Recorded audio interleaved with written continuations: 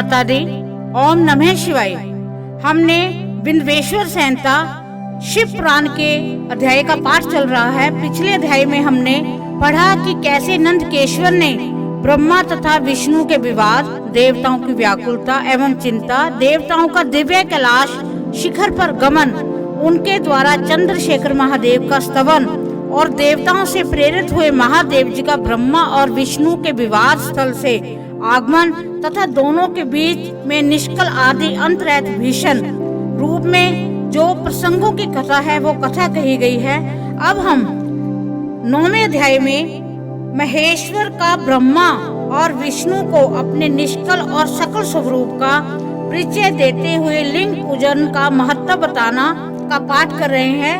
तो शुरू करते हैं कि नंदकेश्वर कहते हैं, तदनुसार वे दोनों ब्रह्मा और विष्णु भगवान शंकर को प्रणाम करके दोनों हाथ जोड़कर उनके दाएं और बाएं भाग में चुपचाप खड़े हो गए। फिर उन्होंने वहां साक्षात प्रकट पूजनीय महादेव जी को श्रेष्ठ आसन पर स्थापित करके पवित्र पुरुष वस्तुओं द्वारा उनका पूजन किया। दीर्घ काल तक अविकृत भाव से सुस्थिर रहने वाली वस्तुओं को पुरुष वस्तु कहते हैं और अल्प काल तक ही टिकने वाली क्षण भंगर वस्तुएं प्राकृत वस्तु कहलाती हैं। इस तरह वस्तु के ये दो भेद जानने चाहिए। किन पुरुष वस्तुओं से उन्होंने भगवान शिव का पूजन किया है ये बताया जाता है। हार, निपुर, कयूर, करीट, मणिमय कुंडल, यज्ञोपवीत, उत्तरीय वस्त्र, पुष्पमाला, रेशमी वस्त्र, हार, मुद्रिका, पुष्प, तांबुल, कपूर, चंदन एवं अगरू का अनुलेप, धूप, दीप, श्वेत छत्र, व्यंजन, ध्वजा, चंवर तथा अन्य दिव्य उपहारों द्वारा जिनका वैभव वाणी और मन की पहुंच से परे था, जो केवल पशुपति परमात्मा के ही योग्य थे और जिन्हें पशु बुद्ध जीव कदापि नहीं पा सकते थे, उन दोनों ने अपने स्वामी महेश्वर का पूजन किया। सबसे पहले वहां ब्रह्मा और विष्णु ने भगवान शंकर की पूजा की। इससे प्रसन्न हो भक्ति पूर्वक भगवान शिव ने वहां नर्म भाव से खड़े हुए उन दोनों देवताओं से मुस्कुराकर कहा। महेश्वर बोले, पुत्रों, आज का दिन एक महान दिन है। इसमें तुम्हारे द्वारा जो आज मेरी पूजा हुई है, इससे मैं तुम लोगों पर बहुत प्रसन्न हूँ। इसी कारण यह दिन परम पवित्र और महान से महान होगा। आज की यह तिथि शिवरात्रि के नाम से विख्यात होकर मेरे लिए परम प्रिय होगी। इसके समय जो मेरे लिंग निष्कल अंग आकृति से रहित निराकार स्वरूप के प्रतीक वैर सकल सकारात्मक प्रतीक विग्रह की पूजा करेगा, वह पुरुष जगत की सृष्टि और पालन आदि कार्य भी कर सकता है। जो शिवरात्रि को दिन रात निराहार एवं जितेंद्रिय रहकर अपनी शक्ति के अनुसार निश्चल भाव से मेरी यथोचित पूजा करेगा, उसको मिलने वाले फल का वर्णन सुनो। 1 वर्ष तक निरंतर मेरी पूजा करने से जो फल मिलता है, वह सारा फल केवल शिवरात्रि को मेरा पूजन करने से मनुष्य तत्काल प्राप्त कर लेता है। जैसे पूर्ण चंद्रमा का उदय समुद्र की बुद्धि का अवसर है, उसी प्रकार ये शिवरात्रि तिथि मेरे धर्म की बुद्धि का समय है। इस तिथि में मेरी स्थापना आदि का मंगलमय उत्सव होना चाहिए। पहले मैं जब ज्योति में सब रूप से प्रकट हुआ था, वह समय मार्गशीर्ष मास में आद्रा नक्षत्र में युक्त पूर्णमासी या प्रतिपदा है।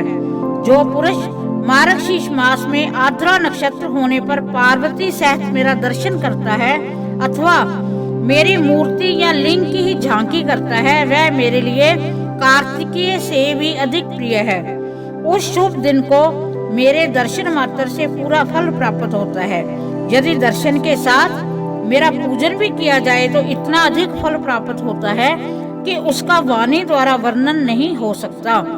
वहां पर मैं लिंग रूप में प्रकट होकर बहुत बड़ा हो गया था, अतः उस लिंग के कारण यह भूतल लिंग स्थान के नाम से प्रसिद्ध हुआ। जगत के लोग इसका दर्शन और पूजन कर सके, इसके लिए ये अनादि और अनंत ज्योति स्तंभ अथवा ज्योति में लिंग अत्यंत छोटा हो जाएगा। यह लिंग सब प्रकार के भोग सुलभ कराने वाला है तथा भोग और मोक्ष का एकमात्र साधन है। इसका दर्शन, स्पर्श और ध्यान किया जाए तो यह प्राणियों को जन्म और मृत्यु के कष्ट से छुड़ाने वाला है। अग्नि के पहाड़ जैसा जो ये शिवलिंग यहाँ प्रकट हुआ है, इसके कारण ये स्थान अरुणाचल नाम से प्रसिद्ध होगा। यहाँ अनेक प्रकार के बड़े बड़े तीर्थ प्रकट होंगे। इस स्थान में निवास करने या मरने से जीवों का मोक्ष तक हो जाएगा। मेरे 2 रूप हैं, सकल और निष्कल। दूसरे किसी के ऐसे रूप नहीं हैं।